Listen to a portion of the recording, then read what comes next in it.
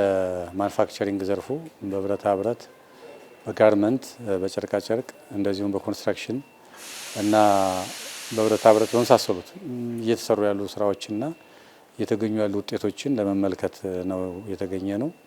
በጉብኝታችን ኢንዱስትሪዎቹ ያሉበትን ሁኔታ እና አቅማቸውን ለማየት እድል አግኝተናል።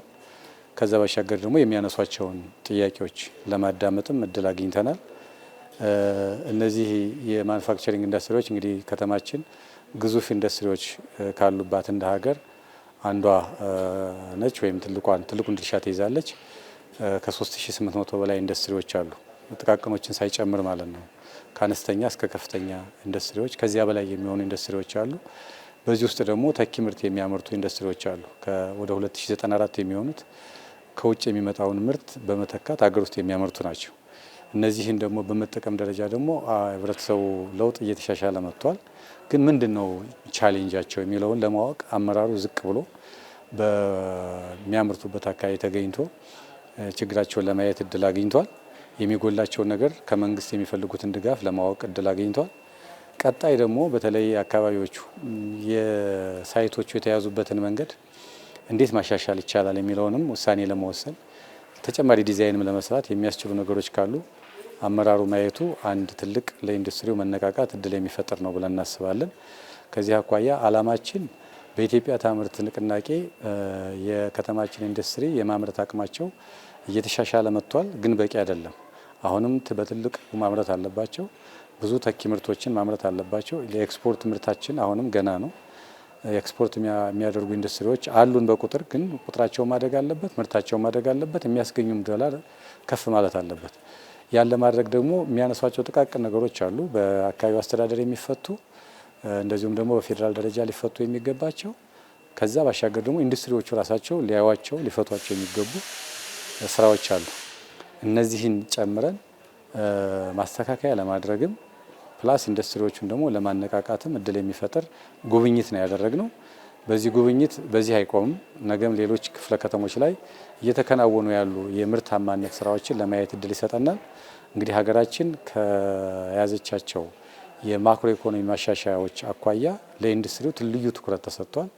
ኢንዱስትሪው ደግሞ ከዘርፈ ልማት አኳያ ደግሞ በተለይም የመንግስታችን እይታ እነዚህን የቱሪዝም፣ የኢንዱስትሪ፣ የግብርና፣ የቴክኖሎጂ እና የመሳሰሉት በአጠቃላይ አሁን ያሉበትን ቁመና ከማነቃቃት አኳያ ትልቅ ስራዎች ናቸው እየተሰሩ ያሉት።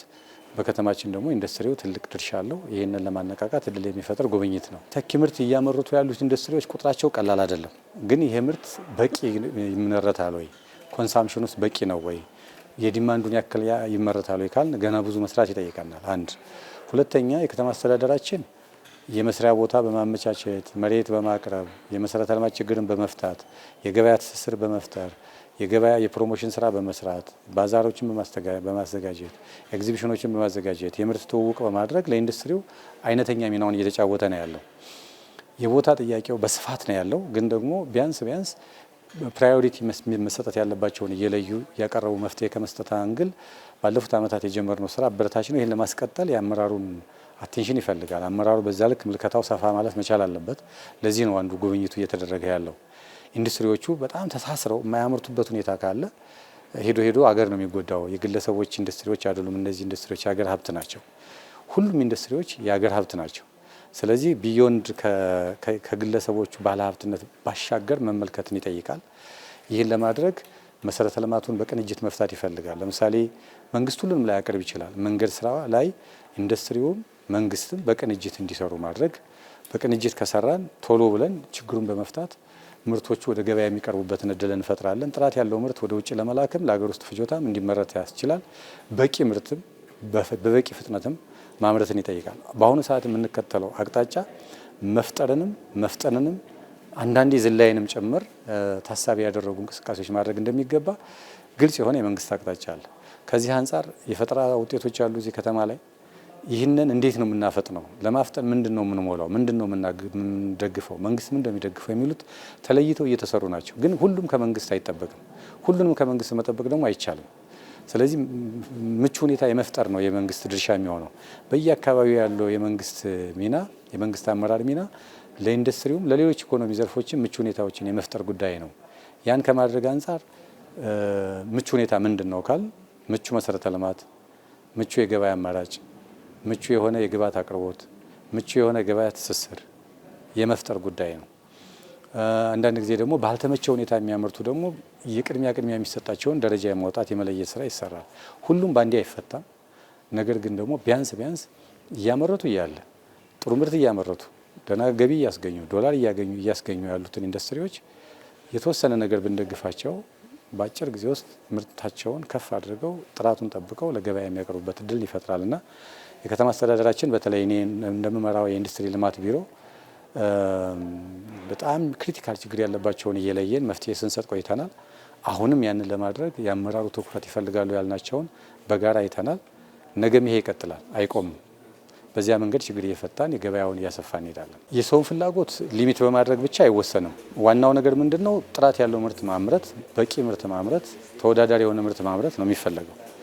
ከዚህ አንጻር ኢንዱስትሪዎቹ በእርግጠኝነት ጥራት ያለው ምርት እስካመረቱ ድረስ የኢትዮጵያ ሕዝብ ከሀገር ውስጥ ከመገዛ ውጭ ሀገር ምርት መግዛት አለብኝ ብሎ ያስባል ብለን አንገምትም። አንዱ ከጥራት ጋር ያለውን ጉዳይ ማሻሻል ነው። ሁለተኛ በቂ መጠን ያለው ምርት ማምረት ነው። ሶስተኛ በህብረተሰቡ ውስጥ ደግሞ በመንግስትም ይሁን በሌሎች ግዢዎች ውስጥ ፕሮሞት ያልተደረጉ ያልተዋወቁ የማይታወቁ ነገሮችን ማስተዋወቅ ነው። እነዚህ ኤግዚቢሽንና ባዛር የሚያስፈልጉትም ለዚህ ነው። ከዚያ ባሻገር ደግሞ በህግ ማዕቀፍ ውስጥ ሊታዩ የሚችሉ ፕሪቪሌጆች ካሉ ሊታዩ ይችላሉ። እነዚህም ሁሉ ደማምረን በቂ ምርትና ጥራት ያለው ምርት እንዲመረት ከተደረገ በእርግጠኝነት አሁን የእንጨትና ብረታ ብረት፣ የፖሎች፣ የጨርቃጨርቅ፣ የዩኒፎርም ስራዎች፣ የምግብና ከምግብ ውጤቶች፣ የኮንስትራክሽን ማቴሪያልስ በስፋት መተካት እየተቻለ ነው ያለው። ይሄ ደግሞ አንዱ የሀገር ውስጥ ገበያ ምቹ ሁኔታ አለን። ይህን መጠቀም የምንችልበትም እድል አለ። ይህን በስፋትም በጥራትም እያመረትን ከሄድን ኦልሞስት አሁን የምንተካውን ምርት 40-50%ን ከፍ አድርጎ 70-80% በሀገር ውስጥ ምርት መተካት የሚቻልበት እድል ይኖራል። አሁን ላይ ግን እዛ አልደረስንም። ያን ለማድረግ ነው እየተሰራ ያለው።